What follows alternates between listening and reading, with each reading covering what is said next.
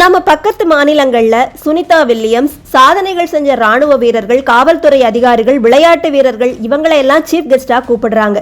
ஆனா இப்போ தமிழ்நாட்டுல ஸ்கூல், காலேஜ்னு எந்த நிகழ்ச்சியா இருந்தாலும் இந்த யூடியூப் பிரபலங்களை தான் சீஃப் கெஸ்டா கூப்பிடுறது, டான்ஸ் ஆடுறதுன்னு நிலைமை ரொம்ப மோசமா போய்கிட்டு இருக்கு.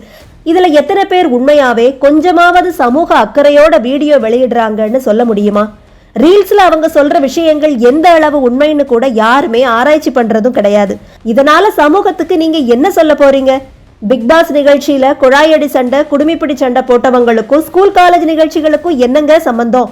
படிக்கவே வேண்டாம், ஏதோ யூடியூப்ல ரீல்ஸ் பண்ணி சாப்பாட்டு வீடியோவாவது போட்டு ப்ரமோஷன் செஞ்சு கொலாப் வாங்கி ஃபேக் வீடியோஸ் ரெடி பண்ணி நம்மளும் பிரபலமாகி சீஃப் கெஸ்டா போகலான்னு உதாரணம் காட்ட போறீங்களா? நமக்கு புரியவே இல்லை.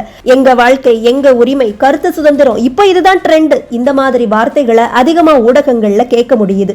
இவங்க ப்ரமோஷன் பண்றது, ரீல்ஸ் போடுறது எல்லாமே அவங்க வருமானத்துக்காகவும் பேரு புகழுக்காகவும். இவங்க எல்லாரும் ஒன்னா சேர்ந்துதான் இந்த மாதிரியான ஒரு ட்ரெண்டை உருவாக்கிக்கிட்டு இருக்காங்களோன்னு கூட நமக்கு சந்தேகம் இருக்கு. ஏன்னா அரசு விளம்பரத்திலேயே ஆசிரியருக்கு பதிலா ஆலப்புழா அம்முக்குட்டி அக்கா தானே பாடம் எடுத்தாங்க.